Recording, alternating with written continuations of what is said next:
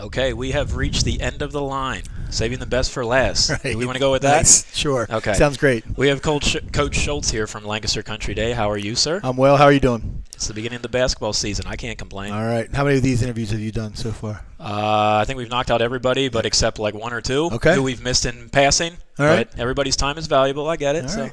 Yes, if they can make time for us, hey, we're happy campers. Right. Perfect. First question, most important question. Sure. Did you get a lot of beach time this summer?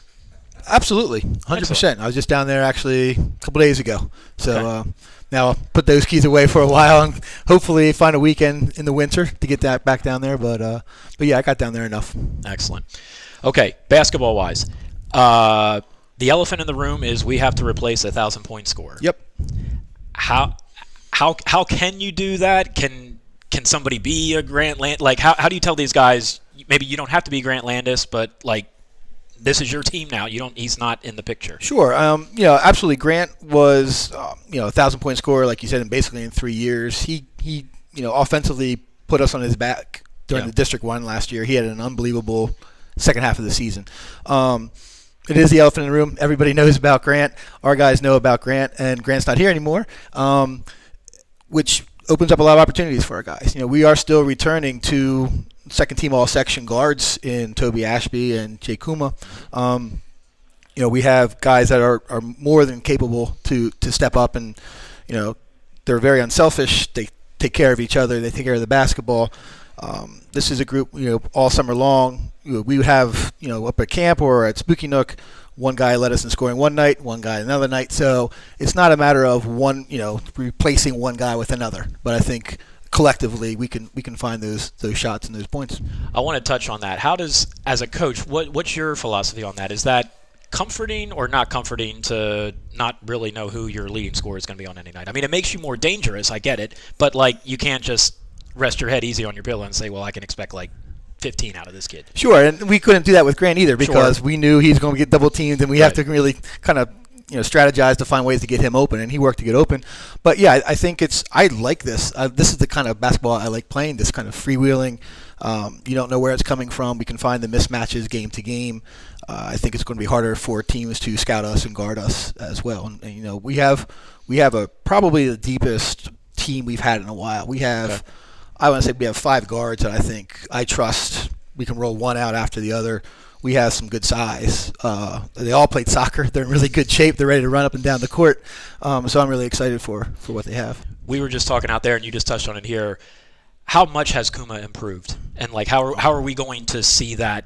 Come for anybody that's seen Country Day, they've known for the last couple of years he's a solid role player. Sure. But it sounds like he's going to be one of the guys. Yeah. First of all, Jake's he's a great kid, and he's one of the hardest workers that I've ever had coaching wherever I've been. And his growth from 9th to 10th grade from last year was again second team all section, took care of the ball for us, found guys, made shots when he needed to make shots, and I think he's ready to go. And it's going to be really exciting to have him and Toby in that backcourt this year. We always talk about the dueling seasons, and I'm not going to talk about that with the single A. But what I do want to ask you is, in Section 4 this year, it's a little bit different. It's kind of the Section 5 flavor, but I think there's a hole there that someone can fill that's not going to necessarily be you can Sharpie in Columbia at Mennonite. How, at a school like Country Day, which is still kind of relatively green in the league, right? How much does making the league playoffs, does that mean to the kids? Like, are they cognizant of how big of a deal that is? I mean, I know you are being a guy from the league, right. But is that a bucket list type thing for this school? We don't talk about those kind of things. It's game by game, but at the same time, we don't have that attitude that we're just the little guys anymore. Good. We don't feel that way at all. That's not a conversation that goes on. We're done with that now. So we're ready to just compete with whoever we got. We're always looking for games. Our AD gets teams contact him. Hey, we're looking for games. Like, get it. I don't care 6A, 5A. We want to play these teams. So yeah, we're ready to play in the league. Who are we going to see in those non-con games that we're penciling games in automatically? We got outside of our district with some 1A. We're playing all the higher end 1A teams from last year. Okay. That are in the district. Also, we're playing Northumberland Christian, who was a state team last year. Okay. We're playing Schuylkill Valley. We're going to go down up to Schuylkill Valley at the end of the year.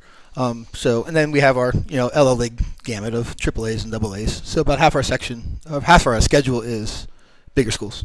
Am I back on good graces? Because I know it was the curse for the last couple of years. Yes, I think so. I think we're good. We got one win somewhere along the line. My batting average isn't going to get me in the Hall of Fame with you guys, but that's true. Hey. All right. So I guess what are your outlooks on the season as a whole? I mean, like I said, there is opportunity for you guys to, again, not be the little engine that could. You guys can assert yourself to being a big boy in this conference. I mean, is this team mentally wired for that, I guess? I think so. We have a lot of veteran guys on this team. We came so close to winning a district title last year. We tied with 2 minutes to go and it just didn't go our way. So we have a lot of guys back from that. We have a lot of, Christian Hoynes, he's my 4-year starter. Chandler King has been around for 4 years. Mick Cook's been, a guy that's been a big part of this program for a couple of years now. So we have a lot of experienced guys that understand now the nuances of winning and the attitude that it takes and the effort day in and day out that it takes. And we have a couple young guys as well that are ready to step into these roles too. Yeah, you're not lying. When you I'm smiling because you list those names and it's like, yeah, we know Grant's not going to be there, but yeah, Christian's there, Toby's there, like Kuma's there, they're all coming back. So I mean, hopefully good things are in store. Hopefully you'll let me in the gym. Absolutely, hopefully it won't be a curse. So all right, well, that's good. I'm glad to hear it, Coach. So hey, listen, best of luck this year, and thanks, I'll catch you down it. the trail. Thanks a lot.